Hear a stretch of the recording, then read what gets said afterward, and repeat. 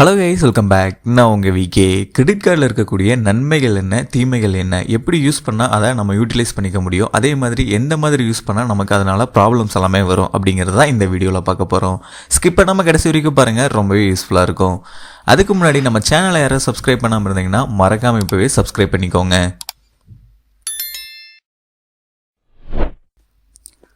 First credit card அப்படின்னா என்னென்னு பார்த்துக்கிட்டிங்கன்னா, உங்களுக்கு நீங்கள் பேங்க்கில் பண்ணக்கூடிய டிரான்சாக்ஷன், சேவிங்ஸ் அக்கௌண்ட்டாக இருக்கலாம், இல்லை சேலரி அக்கௌண்ட்டாக வச்சுருப்பீங்க. நீங்கள் பேங்க்கில் இப்போ டிரான்சாக்ஷன் மந்த்லி இவ்வளோ அப்படிங்கிற மாதிரி எல்லாமே பண்ணிகிட்ருப்பீங்க, இல்லை இயர்லி கால்குலேஷனில் இவ்வளோ அப்படிங்கிறத பண்ணிகிட்ருப்பீங்க. அதுக்கு அகேன்ஸ்டாக உங்களுக்கு ஒரு கெப்பாசிட்டி இருக்கும். ஸோ அந்த கெப்பாசிட்டி வைஸ் இவங்களுக்கு கிரெடிட் கார்டு கொடுக்கலாம் அப்படின்னு சொல்லி பேங்க் சைட்லேருந்து கொடுப்பாங்க. அது லிமிட் உங்களுக்கு 50,000 இருக்கலாம், இல்லை 1 லட்சமாக இருக்கலாம், 2 லட்சமாக இருக்கலாம். இந்த மாதிரி உங்களுக்கு அவங்க ஃபிக்ஸ் பண்ணி கிரெடிட் கார்டு கொடுப்பாங்க. அதாவது இந்த 50,000த்தையும் 1 லட்சத்தையும் நீங்கள் பர் மந்த்துக்கு நீங்கள் யூஸ் பண்ணிக்கலாம். அதாவது உங்ககிட்ட காசே இருக்காது, கடன் அட்டை, கிரெடிட் கார்டு, இந்த கடன் அட்டையை வச்சு நீங்கள் உங்களுக்கான செலவுகளை, எக்ஸ்பென்சஸை பண்ணிக்கலாம். அதுக்கப்புறம் அதை பார்த்தீங்கன்னா அடுத்த மாதம் கட்டினா போதும். ஸோ இதோட பில் கால்குலேஷன் அண்ட் எப்படி நம்ம கட்டணும் அப்படிங்கிறத நான் உங்களுக்கு சொல்கிறேன். கிரெடிட் கார்டு கொடுக்கும்போது முக்கியமாக அவங்க சொல்லக்கூடியது என்ன அப்படின்னு பார்த்தீங்கன்னா, சார் உங்களுக்கு 50 டேஸ் டைம் இருக்குது அப்படின்னு சொல்லுவாங்க. அதாவது நீங்கள் 1ஆம் தேதி 2ஆம் தேதி செலவு பண்ணுறீங்கன்னா அதை திருப்பி பே பண்ணுறதுக்கு 50 நாள் உங்களுக்கு டைம் இருக்குது அப்படின்னு சொல்லுவாங்க. இது எப்படி கால்குலேட் பண்ணுறாங்க அப்படின்னு பார்த்தீங்கன்னா, எக்ஸாம்பிளுக்கு ஜனவரி 1ஆம் தேதியிலிருந்து நீங்கள் எக்ஸ்பென்சஸ் ஸ்டார்ட் பண்ணுறீங்க, கிரெடிட் கார்டு யூஸ் பண்ணி நீங்கள் செலவுகள் பண்ணுறீங்க அப்படின்னா அதுக்கான பில் ஜென்ரேட் ஆகிறது பிப்ரவரி 1ஆம் தேதி உங்களுக்கு ஜென்ரேட் ஆகும். ஓகேங்களா? அதாவது நீங்கள் ஃபிக்ஸ் பண்ணலாம், 1ஆம் தேதி 2ஆம் தேதி இந்த மாதிரி இருக்கும். ஸோ அதில் எந்த டேட்டில் ஃபிக்ஸ் பண்ணீங்களோ ஆஃப்டர் 30 டேஸ் இல்லைன்னா 31 நாள் கழிச்சு உங்களுக்கு பில் ஜென்ரேட் ஆகும். ஓகேங்களா? ஸோ நீங்கள் எக்ஸ்பென்சஸ் பண்ணதுக்கு 1 மந்த்துக்கானது 30ஆம் தேதிக்கு அப்புறம் ஜென்ரேட் ஆயிரும் 31ஆம் தேதி. ஓகேங்களா? 31ஆம் தேதி பில் ஜென்ரேட் பண்ணிவிட்டு அதுக்கப்புறம் உங்களுக்கு டியூ டேட் மாதிரி ஒன்று கொடுப்பாங்க. நீங்கள் இவ்வளோ நாளுக்குள்ளே கட்டணும் அப்படின்னு சொல்லியிருப்பாங்க. ஸோ அதுதான் 50 நாள். அப்போது 1ஆம் தேதியிலிருந்து நீங்கள் எக்ஸ்பென்சஸ் பண்ணுறீங்க, உங்களுக்கு 31ஆம் தேதி இல்லைன்னா 1ஆம் தேதி உங்களுக்கு பில் ஜென்ரேட் ஆகுது. பில் ஜென்ரேட் ஆனதுலேருந்து உங்களுக்கு 20 டேஸ். ஓகேங்களா? 31ஆம் தேதி ஜென்ரேட் ஆயிடுச்சு அப்படின்னா அதிலிருந்து இன்னொரு 19 நாள் 20ஆம் தேதி நீங்கள் பில்லை பே பண்ணணும். ஓகேங்களா? இதில் என்ன கொடுப்பாங்கன்னா, minimum payment full amount pay பண்ணுற மாதிரி 2 ஆப்ஷன் கொடுப்பாங்க. சில பேர் பார்த்தீங்கன்னா மினிமம் அமௌண்ட்டை பே பண்ணிடுவீங்க. அப்படி பண்ணவே பண்ணாதீங்க, ஃபுல் அமௌண்ட்டையும் பே பண்ணி பழகுங்க. ஏன் அப்படிங்கிறத நான் ஃபைனலாக உங்களுக்கு அது ப்ராப்ளம் என்னென்ன அப்படின்னு வரும் அப்படின்னு சொல்லும் போது நான் உங்களுக்கு சொல்கிறேன். ஸோ இதுக்கு அகேன்ஸ்டாக பார்த்தீங்கன்னா உங்களுக்கு நல்லாவே புரிஞ்சிருக்கும். உங்களுக்கு மெயினாக நீங்கள் 50 நாள் டியூ அப்படிங்கிறது 1ஆம் தேதியிலேருந்து 30ஆம் தேதி வரைக்கும் நீங்கள் என்னென்ன எக்ஸ்பென்சஸ் பண்ணணுமோ பண்ணிக்கலாம். அதுக்கு அகேன்ஸ்டாக பில் 31ஆம் தேதி இல்லைனா 1ஆம் தேதி ஜென்ரேட் ஆகும். அந்த அமௌண்ட்டை எவ்வளோ அமௌண்ட் எக்ஸ்பென்சஸ் 30 நாளில் பண்ணியிருக்கீங்களோ அதை 20 நாளுக்குள்ளே நீங்கள் கட்டணும். ஸோ இதுதான் ப்ராசஸ். இதில் எந்த விதமான இன்ட்ரெஸ்ட்டும் கிடையாது. ஓகேங்களா? நீங்கள் மோஸ்ட்லி என்ன பண்ணணும் அப்படின்னா, இது எப்படி யூட்டிலைஸ் பண்ணிக்கலாம் அப்படின்னா, நீங்கள் பெரிய பெரிய பொருள் வாங்குறீங்க, ஒரு டிவி வாங்குறீங்க, இல்லை வேறு ஏதாவது இப்போ ப்ராடக்ட் வாங்குறீங்க அப்படின்னு ஒரு 30,000 ரூபா 20,000 ரூபா அதுக்கான காஸ்ட் வருது. இல்லை 2 லட்சம் ரூபாய்க்கான கிரெடிட் கார்டு நிறைய பேர் வச்சுருப்பீங்க. அவங்க 50,000 ரூபாய்க்கான ஒரு பொருள் வாங்குறேன், 1 லட்சத்துக்கான ஒரு பொருள் வாங்குறேன் அப்படின்னா ஃபஸ்ட்டு 5 நாள், மாதத்தோட தொடக்கத்தில் ஃபஸ்ட்டு 5 நாளில் நீங்கள் யூட்டிலைஸ் பண்ணிக்கோங்க. என்ன அப்படின்னா, ஃபஸ்ட்டு 5 நாளில் நீங்கள் பொருள் வாங்குறதுக்கு பல்காக பெரிய பொருள் வாங்கிட்டீங்க அப்படின்னா அதிலிருந்து கிட்டத்தட்ட 45 நாட்கள் உங்களுக்கு டைம் இருக்கும் அதுக்கான அமௌண்ட்டை நீங்கள் கட்டுறதுக்கு. ஸோ அந்த மாதிரி பிளான் பண்ணி நீங்கள் ப்ராடக்டை வாங்கும்போது உங்களுக்கு அது பெரிய சப்போர்ட்டிவாக இருக்கும் இந்த கிரெடிட் கார்டு. ஸோ இந்த மாதிரி பிளான் பண்ணி பண்ணிக்கோங்க. ஆனால் இதை 50 டேஸ் அப்படிங்கிறத ஃபிக்ஸ் பண்ணி கரெக்டான டேட்டில் கட்டிடுங்க. அதுக்கப்புறம் இன்னொன்று முக்கியமான என்ன அப்படின்னு பார்த்தீங்கன்னா, சில பேருக்கு பார்த்தீங்கன்னா ஒரு 1 லேக் இருக்குது, இல்லை 50,000 ரூபா இருக்குது, இல்லை 2 லட்சம் கிரெடிட் கார்டு லிமிட் இருக்குது அப்படிங்கிற சமயத்தில் அதை ஃபுல்லாக எனக்கு பேங்க் தரப்புலேருந்து 1 லட்சம் ரூபா எனக்கு கிரெடிட் கொடுத்துருக்காங்க, 2 லட்சம் ரூபா கொடுத்துருக்காங்க, இல்லை 50,000 ரூபா கிரெடிட் கொடுத்துருக்காங்க அப்படின்னு சொல்லி தர மாதிரியாக யூஸ் பண்ணி அதை ஃபுல்லாக காலி பண்ணிட்டீங்கன்னா உங்களோட சிபில் பெரிய லெவலில் அஃபெக்ட் ஆகும். அதில் என்ன மெயின் ரீசன் அப்படின்னா, மோஸ்ட்லி நிறைய பேர் சொல்லக்கூடியது, நானும் சொல்லக்கூடியது என்ன அப்படின்னா, உங்களுக்கு ஒரு லிமிட் ஃபிக்ஸ் பண்ணியிருக்காங்க, 1 லட்சம் ரூபா ஃபிக்ஸ் பண்ணியிருக்காங்க அப்படின்னா அதில் 20,000 ரூபா மட்டும் செலவு பண்ணுங்க, இல்லை அப்படின்னா 30% உள்ளே நீங்கள் செலவு பண்ணுங்கள். இப்படி பண்ணும்போது உங்களோட சிபில் நல்லாவே இன்க்ரீஸ் ஆகும். ஸோ ஒன்று நீங்கள் 30% உள்ளே பண்ணணும், இல்லை அப்படின்னா உங்களுக்கு ஒரு 1 லேக் கொடுத்துருக்காங்க அப்படின்னா ஒரு 20,000 ரூபா 25,000 ரூபா இந்த மாதிரி மட்டும் செலவு பண்ணுங்கள். இல்லை உங்களுக்கு 50,000 ரூபா தான் லிமிட் அப்படின்னா ஒரு 10,000 ரூபா செலவு பண்ணுங்கள். இந்த மாதிரி செலவு பண்ணி மெயின்டைன் பண்ணீங்க அப்படின்னா உங்களுக்கான சிபில் ஸ்கோர் வந்து இன்க்ரீஸ் ஆகும். இல்லை எனக்கு வந்து எக்ஸ்பென்சஸ் அதிகமாகுது அப்படின்னா முடிஞ்ச அளவுக்கு ஹை வேல்யூவில் இருக்கக்கூடிய கிரெடிட் கார்டை வாங்குங்க. உங்களுக்கு 1,50,000 1,00,000 இந்த மாதிரி லிமிட் அதிகமாக இருக்கக்கூடிய கார்டை வாங்கிட்டு நீங்கள் வந்து அப்போ 10,000 ரூபா 20,000 ரூபா எக்ஸ்பென்சஸ் பண்ணீங்க அப்படின்னா அது வந்து உங்களோட சிபிலை வந்து இன்க்ரீஸ் பண்ணுறதுக்கு ரொம்பவே சப்போர்ட் பண்ணும். இதுவே நீங்கள் 40,000 ரூபா 50,000 ரூபா கார்டை வாங்கிட்டு 30,000 ரூபா 20,000 ரூபா 40,000 ரூபா அப்படின்னு செலவு பண்ணிங்கன்னா உங்களோட சிபில் வந்து இன்க்ரீஸ் ஆகிடும். ஸோ அதை வந்து மைண்டில் வச்சுக்கோங்க. ஆனால் எந்த இன்ட்ரெஸ்ட்டுமே கிடையாது. ஆனால் கரெக்டான டைமில் வந்து நம்ம பேமெண்ட்டு எல்லாமே பண்ணிகிட்ருப்போம்.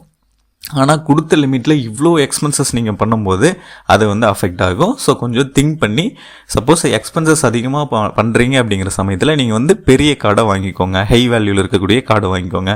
இல்லை நான் 10,000 ரூபாய்க்குள்ளே தான் பண்ணுவேன் அப்படின்னா ஒரு 50,000 ரூபா லிமிட்டில் கூட நீங்கள் கார்டை வாங்கிக்கலாம். அது மட்டும் இல்லாமல் நெக்ஸ்ட்டு வந்து முக்கியமானது என்ன அப்படின்னா நீங்கள் நார்மலாக பர்ச்சேஸ் பண்ணால் கூட இல்லை கேஷ் கொடுத்து இமீடியட்டாக பேமெண்ட் பண்ணி பொருள் வாங்கினா கூட டிஸ்கவுண்ட் ஆஃபர்ஸ் வந்து கிடைக்காது. ஆனால் இந்த கிரெடிட் கார்டை யூஸ் பண்ணி வாங்கினீங்க அப்படின்னா எக்ஸாம்பிளுக்கு ஆக்சிஸ் பேங்க்கு HDFC பேங்க்ஸ் எல்லாம் வந்து பார்த்திங்கன்னா ஏகப்பட்ட ஆஃபர்ஸ் இருக்கும். நீங்கள் ஆன்லைனில் போய் வாங்கினீங்க அப்படின்னா அதில் ஏகப்பட்ட ஆஃபர்ஸ் இந்த கிரெடிட் கார்டுக்கு கொடுப்பாங்க. டெஃபினட்டாக ஒரு ஃபோன் வாங்குறீங்க 23,000 ரூபா, இந்த கிரெடிட் கார்டை யூஸ் பண்ணிங்கன்னா 2,500 டிஸ்கவுண்ட் அப்படிங்கிற மாதிரி சொல்லியிருப்பாங்க. அது மட்டும் இல்லாமல் இந்த கிரெடிட் கார்டு மூலமாக நீங்கள் வந்து என்னென்ன பர்ச்சேஸ் பண்ணுறீங்க என்னென்ன டிரான்சாக்ஷன் பண்ணுறீங்களோ இது எல்லாத்துக்குமே கேஷ் பாயிண்ட்ஸ் அப்படின்னு சொல்லி ஒன்று கொடுப்பாங்க. அதே மாதிரி ஃபியூயல் அடிக்கிறீங்க அப்படின்னா ஃபியூயலுக்குன்னு தனி கார்டு எல்லாமே இருக்குது. ஸோ அந்த கார்டு எல்லாமே யூஸ் பண்ணும்போது உங்களுக்கு ஏகப்பட்ட பெனிஃபிட்ஸ் இருக்குது. ஸோ இது எல்லாத்தையுமே கரெக்டாக யூஸ் பண்ணி டெவலப் ஆகி நல்ல லெவலுக்கு போகிறவங்களும் இருக்காங்க. எனக்கு கிரெடிட் கார்டு இருக்குது 50,000 ரூபா லிமிட் இருக்குது அப்படின்னு சொல்லி சராமரியாக யூஸ் பண்ணி அதில் மாட்டிக்கிட்டு இன்ட்ரெஸ்ட்டில் லாக் ஆகி குடும்பத்தையே பரிதவிக்கிற நிலைமையில் கொண்டு வந்தவங்களும் இருக்காங்க. ஸோ அதனால் கரெக்டாக யூஸ் பண்ணிங்கன்னா கிரெடிட் கார்டு ரொம்பவே சப்போர்ட்டாக இருக்கும். ஆனால் ப்ராப்ளமில் வர மாதிரி நீங்கள் வந்து கரெக்டாக யூஸ் பண்ணல, கரெக்டாக டைமுக்கு வந்து நான் பில் பேமெண்ட் கட்டல, தேவையில்லாத செலவுகளுக்கு வந்து அதை யூஸ் பண்ணிக்கிட்டேன் அப்படின்னு சொன்னீங்கன்னா அது பெரிய பிரச்சனையில் போயிடும். முக்கியமாக இன்னொன்று சொல்லிக்கிறேன், பிகினராக இருக்கீங்க அப்படிங்கிற சமயத்தில் இப்போ நிறைய பேருக்கு வந்து பார்த்திங்கன்னா நிறைய பேங்க்கில் life time free credit card அப்படிங்கிறத வந்து கொடுக்க ஆரம்பிச்சிட்டாங்க. கரண்ட் சுச்சுவேஷனில் நிறைய பேர் கால் பண்ணவும் ஆரம்பிச்சிட்டாங்க. நிறைய பேங்க்கில் இருந்தே கூப்பிட்றாங்க. நீங்கள் பேங்க் அக்கௌண்ட் வச்சுருந்தீங்கன்னா லைஃப் டைம் ஃப்ரீ கார்டு அப்படிங்கிற மாதிரி சொல்லியிருக்காங்க. அதில் ஆனுவல் ஃபீஸும் கிடையாது, மெயின்டெனன்ஸ் சார்ஜ் எதுவுமே கிடையாது.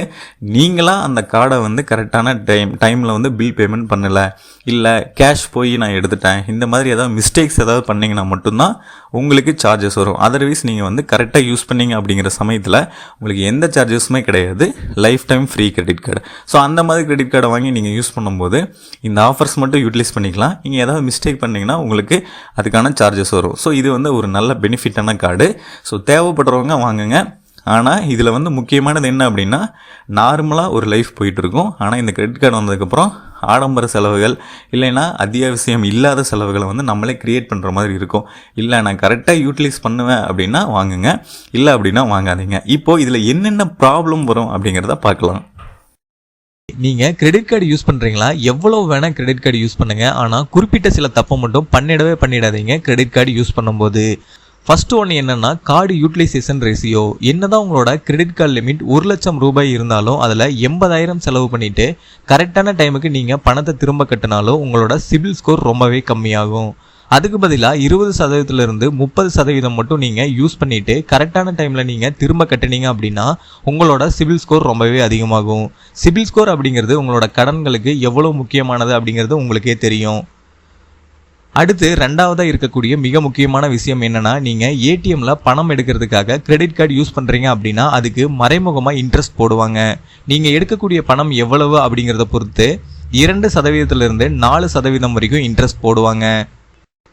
அதோட கேஷ் அட்வான்ஸ் ஃபீனு போட்டு 2% 4% வரைக்கும் அதுக்கு ஒரு சார்ஜஸ். அந்த சார்ஜஸுக்கு ஜிஎஸ்டி இன்க்ளூட் பண்ணி அதை விட அதிகமான சார்ஜஸ் உங்களுக்கு வரும். அடுத்து மூணாவதாக இருக்கக்கூடிய முக்கியமான விஷயம் மினிமம் பேமெண்ட் அப்படின்னு சொல்லலாம். கிரெடிட் கார்டோட பேலன்ஸ் ஒவ்வொரு மாதமும் ஜென்ரேட் ஆகும். அதில் கிரெடிட் கார்டுக்கான ஆப்பில் நீங்கள் போய் பார்க்கும்போது 2 ஆப்ஷன் காமிப்பாங்க. டோட்டல் டியூ, மினிமம் டியூ இந்த மாதிரி காமிக்கும். அதில் நம்ம மினிமம் டியூவை மட்டும்தான் கட்டினா போதும் அப்படின்னு நினைப்போம். அதுதான் நீங்கள் பண்ணக்கூடிய மிகப்பெரிய தப்பாக இருக்கும். நம்ம எப்போவுமே டோட்டல் டியூவையும் கம்ப்ளீட் பண்ணணும். சப்போஸ் மினிமம் பேமெண்ட்டை மட்டும் கம்ப்ளீட் பண்ணுறீங்க அப்படின்னா அதுக்கு தனியாக இன்ட்ரெஸ்ட் போடுவாங்க. நமக்கே தெரியாமல் அப்ராக்சிமேட்டாக ஒரு வருஷத்துக்கு 20% 30% வரைக்கும் இந்த இன்ட்ரெஸ்ட் போடுவாங்க. இதுவே நீங்கள் டோட்டல் டியூவையும் கட்டுறீங்க அப்படின்னா உங்களுக்கு 0 இன்ட்ரெஸ்ட் தான் அப்படிங்கிறத நோட் பண்ணிக்கோங்க. இது எல்லாத்தையும் ஃபாலோ பண்ணி நீங்கள் கிரெடிட் கார்டு யூஸ் பண்ணும்போது உங்களுக்கு அதிகமான சார்ஜஸ் வரவே வராது. இந்த வீடியோ பார்க்குற உங்களில் எத்தனை பேர் கிரெடிட் கார்டு யூஸ் பண்ணுறீங்க அப்படிங்கிறத மறக்காமல் கமெண்ட் பாக்ஸில் கமெண்ட் பண்ணுங்கள். அந்த கிரெடிட் கார்டில் இருக்கக்கூடிய நிறைகள் மற்றும் குறைகள் என்னென்ன அப்படிங்கிறதையும் மறக்காமல் கமெண்ட் பாக்ஸில் கமெண்ட் பண்ணுங்கள். நான் சொன்ன இந்த டீட்டெயில்ஸ் எல்லாமே ஃபைனலாக உங்களுக்கு ரொம்பவே யூஸ்ஃபுல்லாக இருந்திருக்கும்னு நினைக்கிறேன். அப்படி இருந்தால் இந்த வீடியோக்கு ஒரு லைக் பண்ணிவிட்டு இந்த மாதிரி பணம் சம்மந்தப்பட்ட ஏகப்பட்ட விஷயத்தை உடனுக்குடனே தெரிஞ்சுக்கிறதுக்கு நம்ம சேனலை யாராவது சப்ஸ்கிரைப் பண்ணாமல் இருந்தீங்கன்னா மறக்காமல் இப்போயே சப்ஸ்கிரைப் பண்ணிக்கோங்க. அப்படியே பக்கத்தில் இருக்க பெல் பட்டனையும் கிளிக் பண்ணிடுங்க. அப்போ தான் நான் போடுற ஒவ்வொரு பயனுள்ள வீடியோவும் உங்களுக்கு உடனுக்குடனே நோட்டிஃபிகேஷன்லாம் வந்து சேரும்.